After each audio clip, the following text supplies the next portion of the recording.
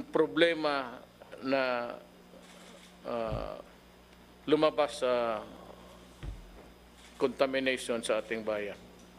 So let me, para maraming masagot yung maraming tanong ninyo, tatawagin ko si Secretary Bautista ng DSWD para mag-presentation at magsabi sa tao kung saan na yung pera at ano ang nangyari as of now, itong panahon ito. Rod, Secretary Bautista, you can... Fellow Cabinet Secretaries, maayong hapon. Sa mga nanonood ngayon, magandang hapon din sa inyo lahat. Unang-una, nais ko lang ipahatid sa inyo na nung dumating ang 100 billion sa initial tranche para sa cash annihilation program, ay in a matter of 3 to 5 days, ay naibaba namin kagad ang kaakulang ayuda para sa ating mga 4-piece members. Hindi po tayo masyadong nagkaroon ng problema na to dahil we have a credible list being kept by the DSWD, and from time to time, itong mga beneficiaryo na to ay nakakandak ng cash assistance every month. So hindi po tayo nagkaroon ng problema nito. Kasunod din po noon ay nag-payout din po tayo sa mga transport group beneficiaries. Nakuha lang po natin to ng 2 at saka 3 araw. So, ibig sabihin po nito, in a matter of from April 3 hanggang April 7, na-cover po natin ang pagbabayad sa mga 4-piece beneficiaries, other transport groups. Babalikan ko ulit, hindi tayo nahirapan dito dahil mayroon tayong credible list. Noong April 3 po, more than 80 million ang ibinaba po natin sa field offices. Ibig po sabihin nito, talagang yung mga budget allocated sa mga field offices para implement ang social amelioration program ay makarating kagad sa kanila. Kasi alam naman natin na sila ang mag-implement in coordination sa mga LGU. Nung natanggap po nila ang amount na 80 billion, ay dito na po nakipag-coordinate po sa mga local government units sa municipal, city, social welfare development, para po i-transfer natin ang pondo sa kanilang LGU. Ang naging konsepto po nito ay sa tulungan ng AFP, PNP, DSWD personnel, other monitoring groups ay tutulong para sa implementasyon ng social amelioration program. Dito po naranasan natin na merong, sabi natin, naging problema kasi po ang listahan ng mga taong babayaran ay hindi po available.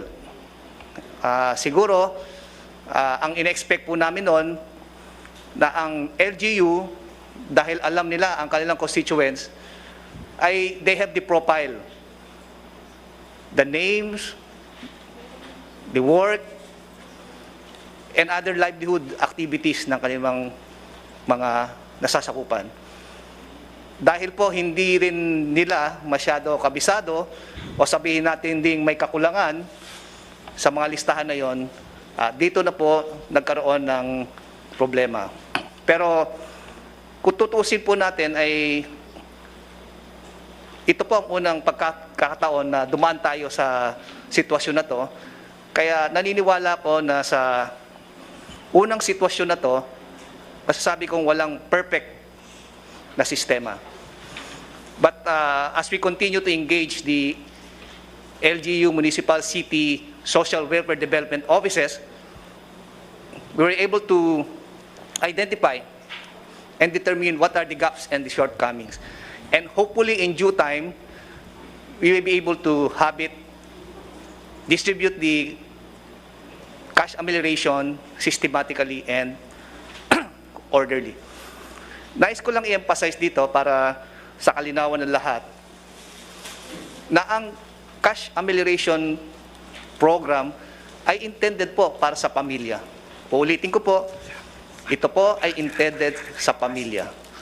So, ibig sabihin nito na ang isang head of the family ay bibigyan po sila ng social amelioration card at dito po nila isusulat ang kanilang profile. Bakit natin pinapasulat sila sa social amelioration card? Para po makita kung ano pa ang mga tulong na naibigay sa kanila. May mga pagkakataon na isang pamilya o ang isang miyembro ng kanilang pamilya Okay lang, sir. ay benepisaryo rin po ng DOLE. Benepisaryo rin po ng Department of Agriculture or even DTI. Naayon po sa batas ng Bayanihan Law na dapat ang isang pamilya ay makakatanggap lamang ng 5,000 to 8,000. Depende sa minimum wage rate sa isang rehiyon. Ang magiging problema po natin to, kapag hindi po na-validate ang isang pamilya, magkakaroon po ng duplikasyon ng mga benepisyong ibibigay sa kanya. Ano pong magiging epekto nito? Mababawasan po ang mga benepisyaryo dahil ang isang pamilya na nakakatanggap ng, sabihin natin, kung hindi nabantayan, nakakatanggap ng 1, 2 o 3 ayuda sa mga ibang ahensya. Pero kung susundan lang yung sinasabi nating isang ayuda lamang, yung mga sobra doon ay maaaring ibigay sa mga nakakarami. Kaya ayun ang ina-emphasize namin talaga na dapat sa pamilya. Yung mga other documentary requirements, mga basic documentary requirements na kasunduan ng LGU, Municipal City Social Welfare Development Offices, ay kailangan po yan dahil sa transparency and accountability. Alam naman po natin na may mga pagkakataon na may mawawalang pera o hindi mabibilang ang pera, kaya kailangan po na merong taong mananagot, taong sasagot kung sakaling hanapin ang mga pagkukulang na pera. Pero ito ang ina-encourage ko sa ating mga kapatid na dapat we should be a vanguard in the distribution of the social amelioration program. Dapat lumakas ang ating boses dahil alam naman natin na ang social amelioration program ay people's money, no? Coming from the people's tax. At hindi dapat po ito masayang o magamit lamang ng mga taong iniisip ang kanilang sariling interes. Ang akin lang pong advice sa ating lahat na this is not the time for blame game. Dapat the more that we should help one another in any form we can. Katulad ng ating sinasabi ng ating presidente na this is an opportunity for us to show to our people that we are worth a public servant and only looking after the welfare of our brothers and sisters. So, ayun lang po ang aking mensahe. Ang DSWD po ay gagawin ng lahat na tulungan ng ating mga LGUs para masigurado natin na mapadali, mapabilis ang pagbibigay ayuda under the Social Amelioration Program. Maraming salamat po. Would like to Chief implementor ng ating programa si Secretary Lorenzana sa Department of Defense. Magandang gabi, Ginoong Presidente, mga Magmaska kasi parang tayong long rangers dito. miyembro ng kabinete at ating mamamayan. Ako po yung chairman ng National Task Force ng COVID-19. Ito po ang ginagawa ng inyong task force ngayon. Ayos na po yung ating organization. Meron tayong organization ng mga lahat-lahat na transportation, logistics, saka yung communications. Naayos na po natin yung ating mga supplies ngayon. Nakahabol na po tayo ng ating mga PPEs na pinamili po ng PSDBM at saka ng DOH mula China. Halos araw-araw po ang hakot ng ating C-130 ng mga gamit na yan. At ito po, kami rin po ang nagbibigay ng mga nag-distribute itong mga gamit na ito sa mga hospital dito sa Maynila at saka sa probinsya. Tumutulong din kami ng paghahakot ng mga ibang gamit sa Mindanao at saka sa Visayas gamit ng ating mga Air Force planes. Ito pong isa pong pinagkakaabalahan namin ngayon ay ang maghanap ng mga lugar na pwede natin gamiting isolation wards ng mga apektado ng COVID.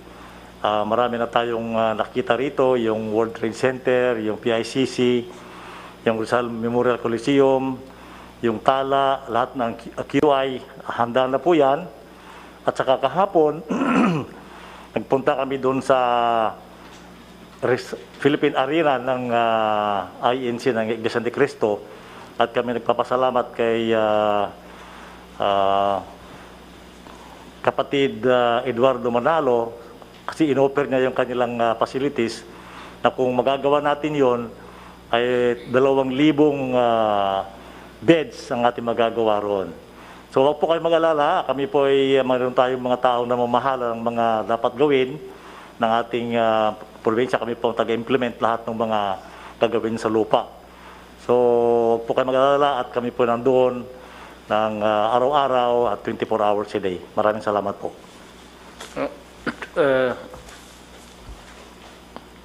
General Galvez. Sa ating mga kababayan, mag-report lang po kami na talagang yung plano po natin na National Action Plan ay on track. Yung capacity natin ng DOH ay lumalakas na po ngayon. Ang ating testing ay tumataas na ngayon na 2,400. And then yung na-credit po na mga testing center ay umabot na po na 11. And then meron pa pong 8 na nag-a-apply na magkakaroon po ng testing. Sa ngayon po, nakita po natin na yung ating lockdown ay napakaganda po ng ating nagawa dahil po na-push po yung curve towards 1 month na delay. So it gave us the capacity to improve our medical services. At the same time, nakita po natin na talagang mababa po yung ano natin. Sa ngayon po, napakaganda ng ating balita dahil kasi meron po tayong 11 recoveries ngayon. Kung titingnan natin sa ibang bansa, napakataas ng kanilang death rate. Sa US, they have 1,000 every day. Sa atin, nakita natin, sa atin hindi pa tumataas ng 30 o nakikita natin nagkaroon lang ng 8 hanggang 5 o hanggang mataas sa 10. Itong mga ito, nakikita natin napakaganda ng ating preparasyon kumpara sa ibang bansa. Nakikita natin na ngayon ang Japan na napakayaman, ang kanilang health services hindi maka-accommodate ng mga nangyayari sa kanilang mga cases. Same so with Singapore, they conducted the lockdown. Nakita natin na maganda ang naging desisyon ng ating mahal na Pangulo na tayo ang pinakauna na nagkaroon ng tinatawag nating yung travel ban sa mga bansa na nagkakaroon ng COVID cases. At nakita natin na ang ating hard decision, yung desperate decision natin is paving the way for good results that we are having now. Yun lang po at maraming po salamat. Maybe Secretary Duque, then Maybe Sunny would want to just say a few statements about after Secretary Duque. Magandang gabi po, Mr. President, at sa akin po mga kapwa miyembro ng gabinete, at sa lahat po ng atin mga kababayan. Ako po ay taus-pusong nagpapasalamat dahil po sa napakamalakas na suporta na ipinamamalas ng ating Pangulo, at kaya naman po marami din po tayong mga tagumpay na nakakamit sa pagsulong po ng ating programa laban, yung plano po natin laban po sa COVID-19. At nabanggit na po ng mga iba't ibang mga kalihim ang kanila pong mga nagawa na, at hindi ko na pa uulitin. Ang mahalaga po ay ang pagkakataon kinakailangan gamitin para bigyan ng pagkilala ang ating pong mga healthcare workers, ang ating pong mga frontliners. Sila po ang taga-salba ng ating pong mga pasyente na tinamaan po ng COVID-19 infection, at kaya po saludo po kami sa lahat po ng mga healthcare workers, ang mga doktor, ang mga nurses, at lalo na po yung pong nagbuwis ng kanilang buhay. Meron 11 po tayo na pumanaw ng mga doktor.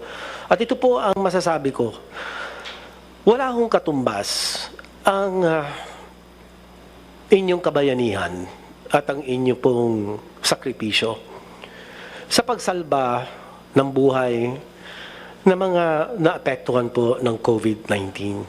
At maganda po ang halimbawa na ipinakikita ninyo, at kayo po ang pinanggagalingan ng lakas at pasasalamat ng ating pong taong bayan sa inyo pong patuloy na sakripisyo. Ang ating pong mga frontliners ay malakas po ang suporta ng Pangulong Duterte, at hindi po kayo pababayaan. Mahirap man po ang inyong trabaho, ngunit andyan po ang lahat po ng mga namumuno sa gobyerno para bigyan po kayo ng sapat na suporta, kagaya po ng personal protective equipment. Ay kayo po ang number 1 priority sa pagbibigay po nitong mga kasangkapang ito. At ganun din po sa atin pagpapalawig ng pagsuri ng ating pong mga specimen, ay ang mga healthcare workers din po ang number 1 priority. So ito lang po ang akin masasabi, at pagka ihahambing po natin ang bilang ng mga may impeksyon sa Pilipinas, ay isa po tayo sa may pinakamababa na bilang sa 3,764 po ang bilang as of yesterday. At ang ito pong bilang na ito ay lumalabas, dalawa ang total case per 1 million population. Isa po tayo sa pinakamababa. At kung ihahambing po natin ang mga mayayaman bansa, ay di hamak na malayong-malayo po ang atin ranggo. Kung titignan po natin, ayan po, malinaw naman po sa mga listahan na nakalagay po sa COVID World Tracker, ay isa po tayo sa may mababa na rate of infection. Kaya ito po ay nagsasalamin ng mga desisyon na ginawa po ng ating mahal na Pangulo, at dalawa po itong napakamalakas na desisyon. At kanya po talagang nakatulong po ito sa pagpigil ng pagkalat ng COVID sa Pilipinas. Ito po yung atin travel restriction, absolute travel restriction na ibinaba po ng ating Pangulo doon po sa mga manggagaling sa bansang China noong pong Pebrero. At pangalawa pong magandang at malakas na desisyon ng ating Pangulo ay ang pag-lockdown, yung ating pong enhanced community quarantine. So ito po ang dalawang kadahilanan, pangunahing kadahilanan kung bakit po ang bilang ng COVID infection sa Pilipinas, kung ihahambing sa ibang mga bansa, ay mababa po talaga. So ito lang po aking masasabi. Maraming salamat po sa suporta ng ating mahal na Pangulong Duterte. I'd like to call Secretary Dominguez of the Finance to just say a few words.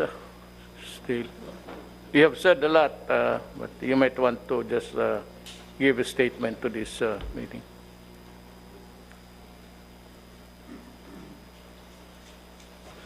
Gandang gabi, Mr. President at members ng Cabinet. Before we start, tignan natin kung saan tayo nanggagaling sa in terms of the economy ho. Nung pumasok kayo noong 2016, ang order niyo ho sa amin ay is to manage the economy for the welfare of the Filipino people. Ang ibig sabihin nun, lahat ng collection natin ng taxes should be collected efficiently at lahat ng gastos natin should be very conservative and really wag tayo magwaldas ng pera. So, ang resulta ho nun ay maganda yung position ng economy natin. So, kaya even though we have a bad luck to have this COVID-19, we are very well prepared. Ang growth natin from 2016 ay average 6.4%. Yung collection natin ng income ng government is the highest in 22 years as a percentage of our growth. Ang utang ho natin has gone down to the lowest it has been in terms of percentage to GDP, and it's only now 41.5%. Dati ho, 70% of GDP yan. Ang inflation ho natin, bumaba na. So it's, last month it was 2.5%, and it is within our target of 2 to 4%. Ngayon, itong COVID-19 has hit us in a very hard way. Ang katotohanan lang, ang estimate natin, our GDP growth will be 0 or minus 1%. Ang temporary unemployment natin will be 1.2 million workers. Pero this is in comparison with the lowest unemployment rate ever achieved in the Philippines. For the economies ho, tignan din natin yung budget deficit natin from 3.2%, lalaki ng 5.3%. In other words, we will be spending more than we will be collecting. But we are spending more in order to save the people and make sure that they have food on the table during this time. So, ang debt to GDP natin ho, tataas from 41%, siguro aabot ng 47%. Pero that is still very low in compared to our neighbors. May isang neighbor tayo na 80% of GDP ang utang nila. Ngayon, nagpapasalamat ho ako na the legislature gave you the power to reallocate the budget so that we can meet the new, how would you say, the new priorities now, which is the COVID, which is brought about by the COVID. So, the economic managers and the central bank have put together a fiscal and monetary actions of a value up to this date of 1.17 trillion pesos, or 5 to 6% of the GDP. We have a long breakdown of how we have this program, but mostly it was to provide subsidies for the low-income families and workers of the small and medium enterprises.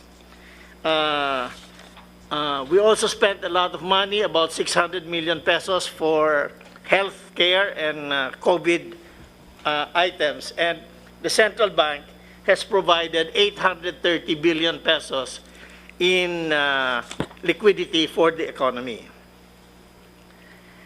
So, this is what we have done so far.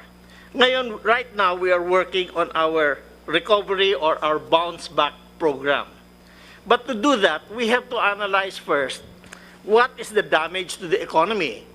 So we have a survey, and we have already received 44,000 respondents, and we will analyze that para matignan natin kung saan ang malaking damage sa tourism, sa manufacturing, at saka anong mga companies na natamaan ng masama, either small and medium enterprises or yung mga big corporations.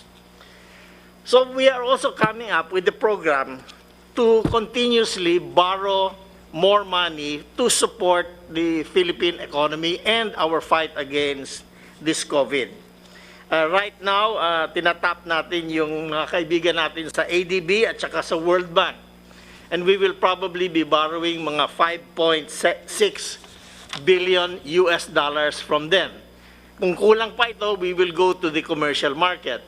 Pero okay naman ang credit rating natin. Tumaas nga, BBB plus na tayo, the highest ever. So we are confident na we have the financial capability to bridge this problem of that COVID has brought us. So we want to assure all our citizens na at this point in time, we have the money, although we have to realize na hindi naman endless yung pera na ito. So kailangan we have to spend it correctly. Hindi yung for wasteful expenditures. So the program is to spend first to help the poorest families, and then to help the small and medium enterprises, and then to provide support for the companies that are supported by their banks. So, Mr. President, you have created an economy that can stand a hard hit, and I think the Filipino people should thank you for your very conservative economic policies. Salamat, Secretary Sonny Dominguez. Before we end, I'd like to make a recap. Ako na ang mag-summarize ng ano yung mga pinagdadaldal namin dito. Sabi ko, hindi tayo lalabas sa COVID. That's the topic.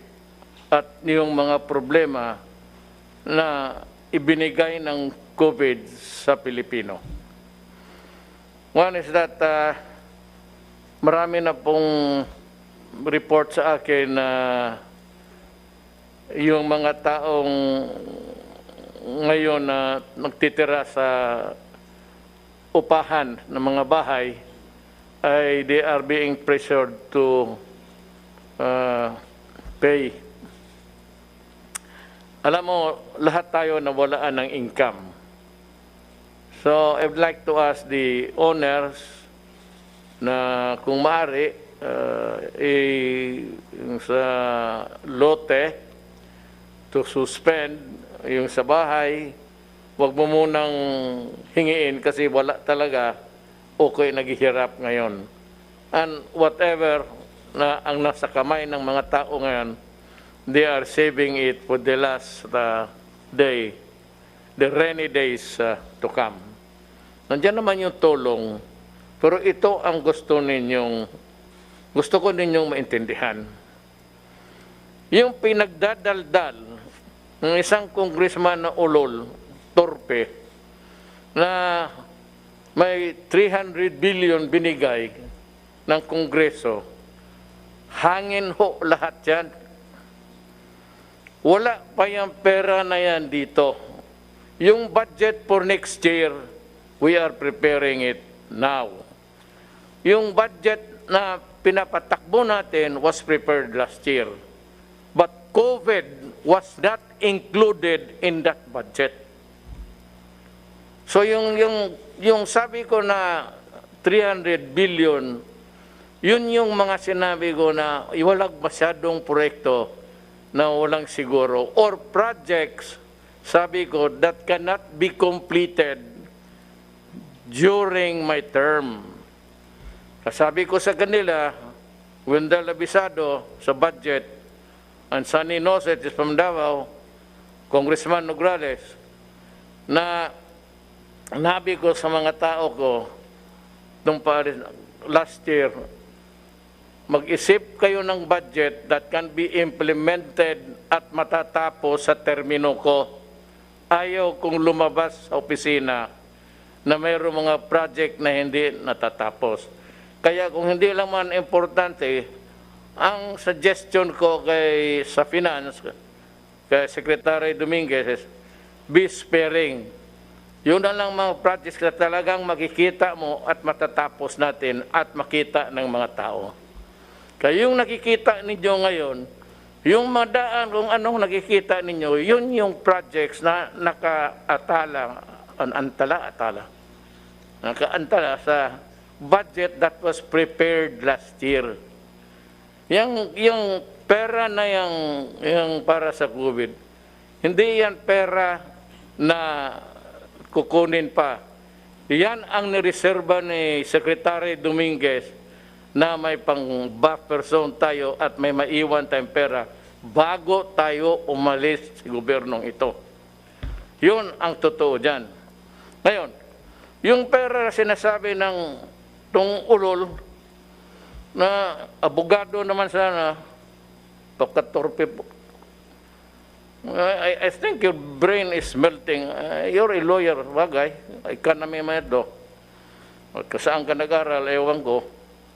Yang pera, yung pinoprogram last year na ngayon, ito yung budget na guide na pera na makakolekta natin. So, ang fiscal year is divided ito, first, second, third, fourth quarter. Ang ginagamit ng natin, yung nakakolekta natin ngayon. Yung sa budget na nakaprogram, baka hindi na matuloy yun dahil sa COVID, nag-ikis ang panahon. So yung may mga project ngayon, baka ilagdag ko yung malalaki pag nagkulang ako sa pera para sa control sa COVID. Magastos itong ng kalaban na ito. Hindi mo makita at lahat tayo tinatamaan, hinuhostage tayo. Sabi nga doon nag-Facebook sa akin, natatawa na lang ako. Paano natin labanan yung COVID kung nagtatago tayo? Hindi mo kami pinapalabas ng bahay. Alam ko, minsan bastos ako magkwento, magbiro. Pero totoo ka talaga, tama ka. Kaya pamatong na pinapaalis ako kasi wala akong solusyon. Sige, tama. Ikaw na ang presidente. Kaya sabi ng mga sundalo, nasaan ka na? Kasi mag-report na sila sa iyo. Hindi ka man nila nakikita, where are you? Kasi kung nakumbinsi mo ako na you have medicine to cure COVID in 7 weeks, anak, sabihin ko sa iyo, kung totoo yan, Adre, ako na mismo ang magtulak sa ulo ko dyan sa Pasig, gago, umalis ka na at dumating na ang santil mo ng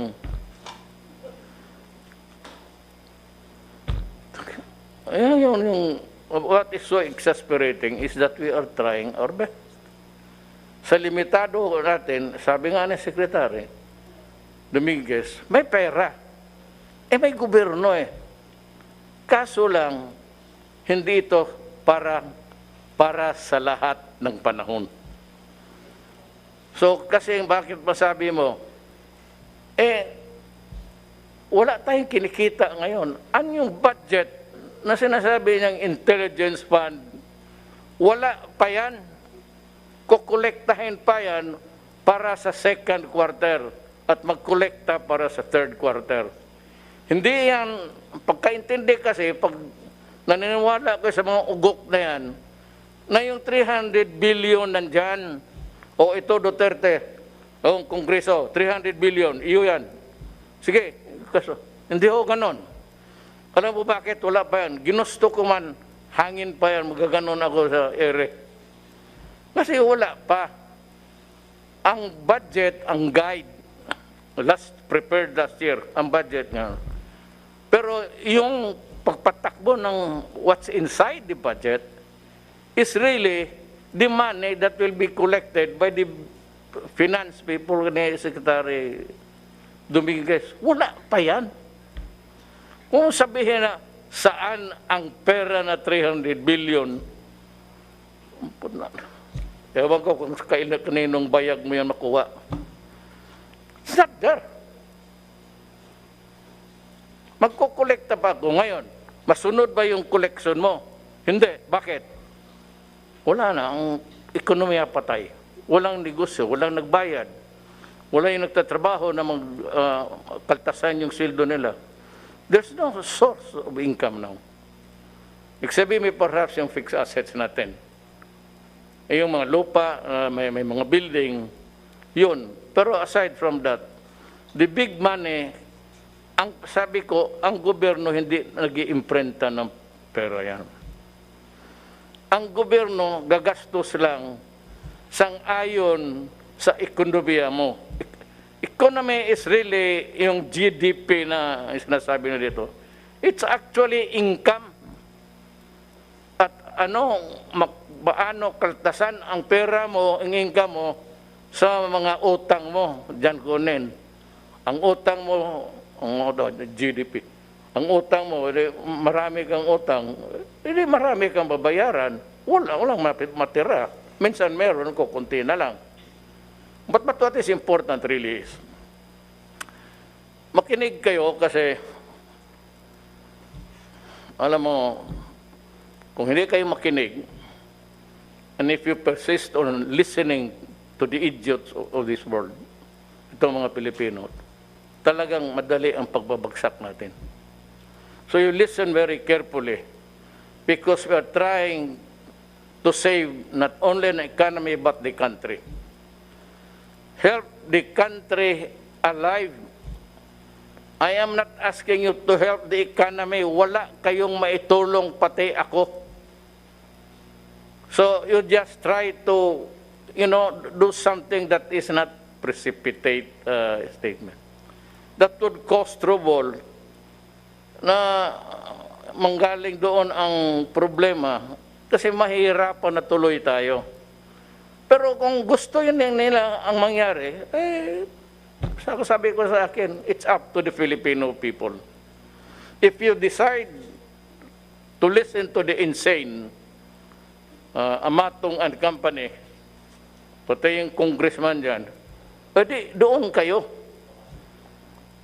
Ngayon, kung magsabi kayo, saan na yung pera namin na 300 billion? Wala pa po yan. Kukolektahin pa yan. O yung sabi, 270 million. Wala pa po yan. Kukolektahin pa yan for the second and third and fourth quarter sa ating kikitain. Yan ang totoo dyan. So, lamang mo lang na yung mga, alam mo, may panahon, yung mga lessors, do not tempt the gods. Kasi pagka hindi ito naayos, ang COVID, mapurnada talaga tayong lahat. Huwag din niyong madaliin. Sabihin ko sa inyo, think of a COVID ganitong sitwasyon, tatakbo ito ng 2 years. Ngayon, anong silbi nagawa? Hindi lang ako, lahat. Military, police, doctor, the medical world especially. Andi itong mga police na awa ko, checkpoint. Butit na lang early on my term ay ginawa ako para sa inyo. Isipin na lang kung ito na nakikita ko na noon pa. Itong COVID na ito, sinusundan ko talaga. Kasi sinasabi, Jimmy lately. Hindi ho. Ako ang pinakaunang lahat nag-lockdown. Kasi nasusundan ko na ang istorya. At sabi ko, nagbabasa naman ako, different sources of knowledge. Facebook, everything. Lahat na what I can get my hands on to study the matter because presidente ako. Dumating nga ngayon itong solusyon. Ano ang solusyon? Kaya maghintay kayo, lessors, nagpaparenta. Huwag ninyong madaliin kasi baka wala na tayo o wala ka na magkolekta. You not be even sure if you'd still be around to collect the money. Kaya naghihingi ako, huwag mong pahirapan ang mga tao. Kasi pag ang tao, in-evict mo, walang korte. Hindi naman ako nagpakamarunong pa sa mga judges o the judicial department of the government. Kung magsabi ng i-evict mo yung tao ngayon sa bahay, sabihin ko talaga si Rep, putak, huwag mong sundin yan. Kung ako nag-warning lang ako, ipilitin ninyo, hindi makabayad ang pamilya, itapo ninyo, sirahan ninyo yung bahay. Sabihin ko, buksan ninyo yung bahay. Papasok mo uli yung pamilya. Punta ka ng korte, sabihin ko na, huwag kayo maniwala. Hindi makakatulong yan. Hindi sana gusto ko ng anarchy. Pero at this time, makialam ako sa lahat ng opisina. It's because it is my duty to preserve the nation. And the only way I can do it is really to impose order. Ngayon, kung sundin mo lahat ang batas para makapabor ka under the law, but itong panahon ng COVID, hindi naman talaga natin gusto at nandito, at gagawin mo yan, magsalubong tayo. Sabihin ko sa iyo, magsasalubong tayo. I-evict mo yung tao, pupuntahan, personal ko, pupunta ako, sabihin ko, ibalik mo yung tao. Huwag mong itapon dyan sa daan, kasi tayo ang mag-inkwentro. Kung hindi mo naman pala gusto mo tumulong ng kapwa-tao mo, sunugin na lang natin yung mga apartments mo. Total, may bumbiro. Tawagin mo. Huwag ganon.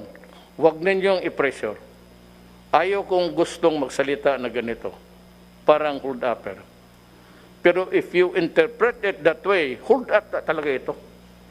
Hold up mo kami sa aming mga pinaghirapan namin o itong mga to. Ako lang, hirap ako magsalita. Sikip ko kasi lahat sila naka-maskara. Mahiya naman ako kasi ang order ko, huwag kayong lambasan, walang maskara. Tapos makikita ninyo lahat sila, ako lang ang hindi. So, maghingi ako dyan sa mga sundalo. Binigyan nila ako. Pero ang binigyan nila yung para sa mataas na ilong. Kaya nahulog kasi wala akong ilong. Hindi naman ako. Saan ba niya bila ito? Sa Amerika? May ano pa, may parang ano pa dito, hangin, mahigop mo. Maliit naman yung butas, let's say, baka labas-pasok ang COVID dito sa mukha ko. Well, anyway, ganon. Nakikiusap ako. Nagmamakaawa ako sa inyo. Huwag ninyong pilitin ang mga tao ngayon. Walang pilitan. Kasi talagang mag-iengkwentro tayo. Hindi talaga ako papayag. Huwag ninyong akong pilitin to go against the law. Because if the law says that you are entitled to this and that, but it will work sa kapwa-tao mo ngayon, biro mo, ipresyo mo, paalisin, ay puto. Sabi ko, maghanap ka ng panahon sa buhay mo. Kung may buhay pa tayong makarating. Alam mo, ulitin ko. COVID, anong sagot? Vaccine. Walang vaccine, COVID stays. Yan ang totoo. Bigay ko sa inyo ang totoo. So, magmaskara tayo kung wala pang vaccine mga Christmas time, sabay na tayo sa mga hold-upper, pareho na tayo, pareho na lahat. Itong bisa ng mga unggoy. Di, sabay na tayong lahat, hold-upper na tayo. Naiinis ako alam mo, dandahan lang. Sabi nga ni Secretary Dominguez, may pera. Do not pressure anybody or a poor person just because you have this right. It is not the time for you to pressure other people because of your right. Ay, sabihin ko sa iyo ulit, mag-i-enkwentro tayo. Sigurado yan. Taga ninyo sa bato yan. Hindi ako papayag. Ang mga papayag, sinong tawagin niyo? Police. May mga police, umalis kayo dyan, police. Get out. Wag mong... Kasi police, mag-riot yan. Kung lahat na nag-uupa kayo, paalisin nyo, yung isa, pinaalis o paalis, magra-riot, sinong... Di kayong pulis. Lumamili kayo. Saan kayo susunod? Are you ready to confront the violence that will be created? Or you stay with me? Because I will make the decision para sa lahat. For the common good. So yung baka balang araw, as we go along, marami man namang mahilaman si Sonny. Sabi niya, we can generate funds. Sabi niya, marami ang nagpapautang sa atin. Ngayon, kung makabayad ba tayo, di hanapin nila si Dominguez, bakit tayo? Kung hindi tayo nakabayad, ako ba ang nagsabi na si Sonny man yan? Pero sabi ko, classmate kami nito. Since kindergarten, valedictorian yan. Kaya bright siya. Pag nasabi maraming pera, sabi ko, ang huli nito, alam ko na ano. What is the end game? Pag maubos talaga ang pera, ipabili ko lahat ng propiedad ng gobyerno. Yang cultural center, PICC, yung lupa dyan, totoo. That's the last, na pag wala na akong makuha, and we are about to sink, and really sink, I will sell all the assets of government. Tapos itulong ko sa tao. What is important is na saan yung pera ninyo? Importante maintindihan ninyo yan eh. Kaya sa mga tech, saan na yung 300 billion? Adre, hangin yan. And it will continue to be a hangin pag second quarter, mag-break, the economy will, mabutit na lang, sabi ni Secretary Dominguez, he's assuring that we can still stay afloat. Lulutaw pa tayo, pero sabi niya, huwag ka lang magsabi na kung kailan. Kasi yung mga tao, hindi mo mabigyan ng hope. Ako, magbigay ako sa inyo ng hope. For the time na nandito ako ang control. Ibigay ko lahat. Pagbili ko lahat, pati propiedad ng kung saan, ipagbili ko. Ngayon, ibibigay ko sa inyo yan. And do not worry about the money. Kung yung pagdating yung lahat ng committee, na miyembro para mag-aral kung magkano ang presyo saan, ibibigay ko sa mga oposisyon. Ibibigay ko sa torpe na abogado nito. Pati ang gawain kong chairman si Amatong. Sige, kayo ang mag-negotiate para wala kayong duda sa amin. Kung ano lang kikitain. Kung napagbili ang cultural center ng 50 mil, wala tayong magawa. Yun ang negosasyon nila. Ayaw ko makialam kasi alam mo bakit? Sabihin mo yan, pag bilyon-bilyon yan, magkano ang kickback nila?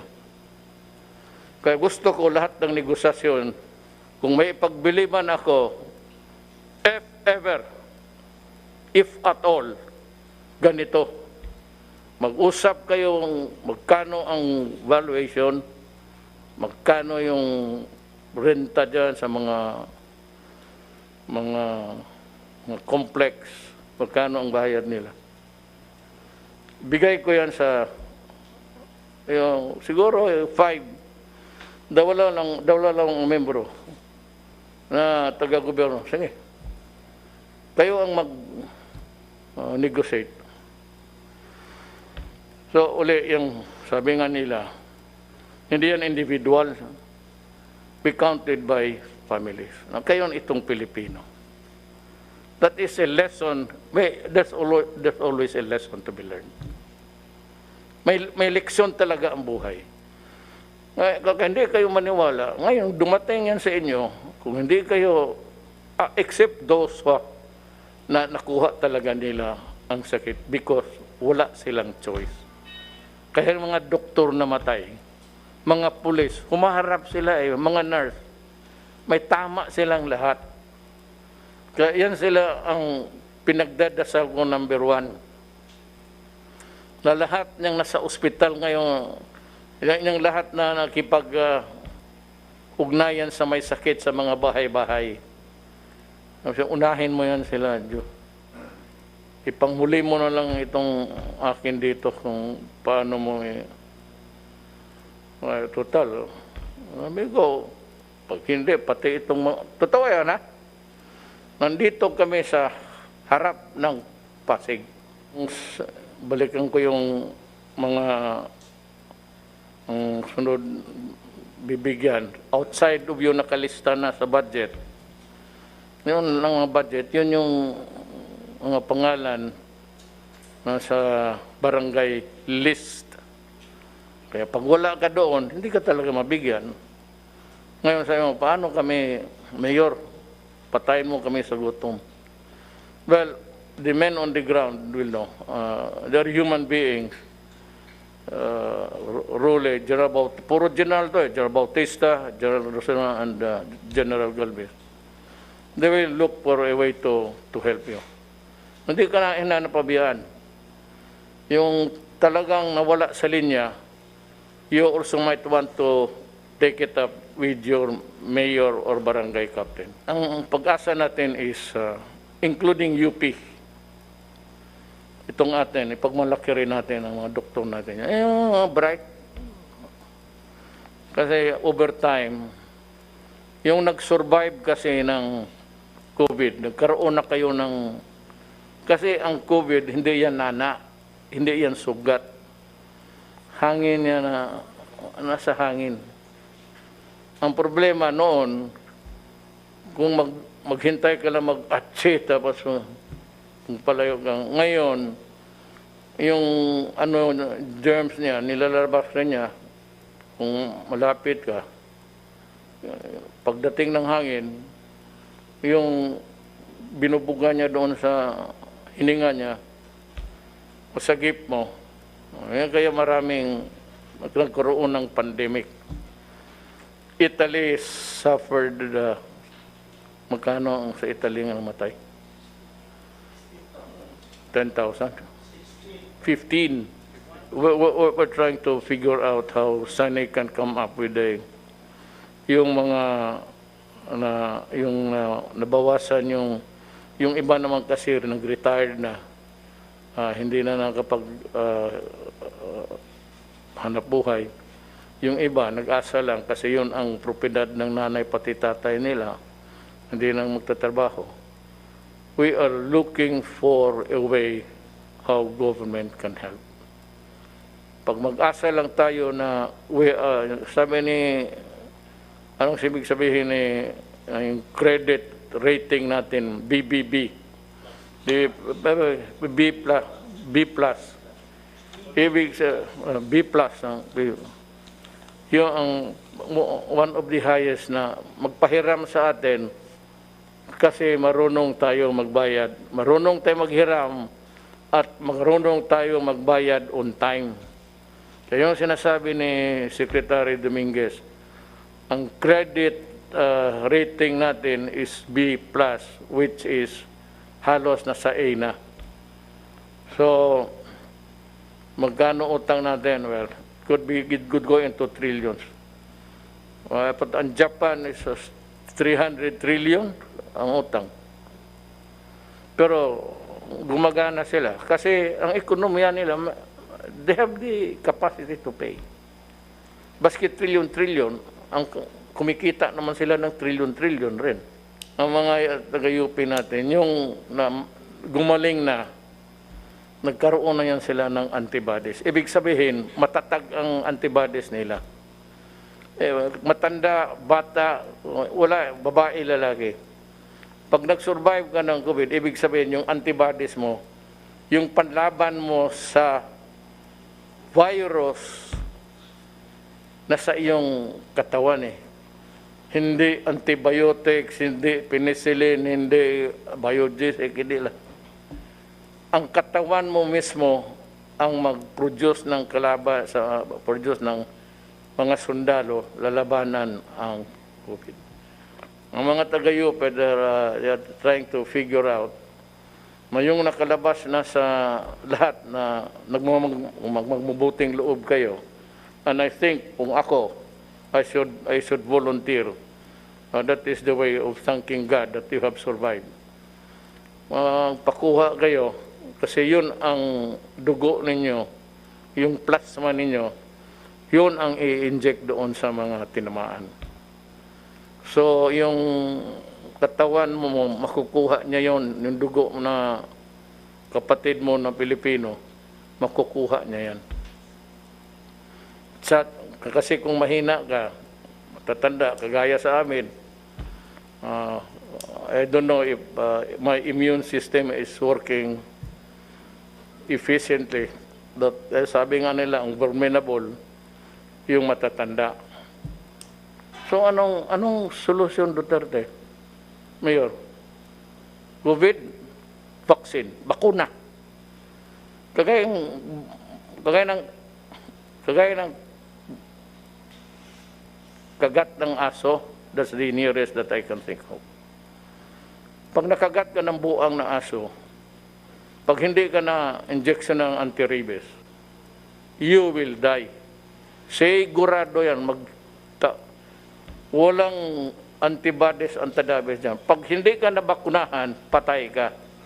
Yun namang sa COVID, hindi ito gaanong rabies na, it's not really a form of rabies, but yung mga tao may mga resistance, yung matatag.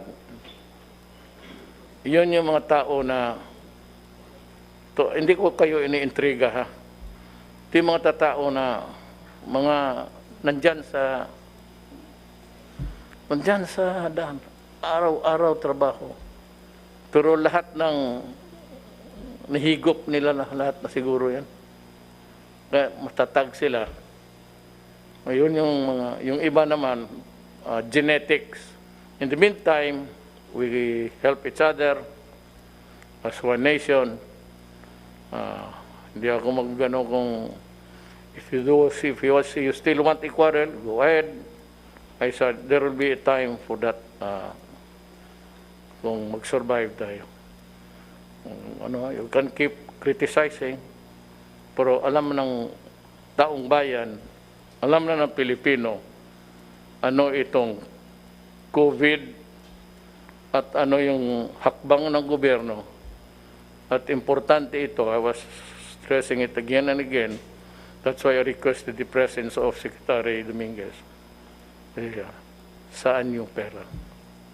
Sabi, saan yung 300 million? Uy, ugok, wala pa yan. Kukolektahin pa yan. Pag nakolekta na yan sa second quarter, yung pera na pag-ipon mo, ang batayan yan is the budget prepared last year, which is being implemented now. Yung mayroon tayong savings, yun na yung sinabi ko kay Secretary Dominguez, mag-ipon ka for the rainy days. Dumating nga talaga sa buhay natin.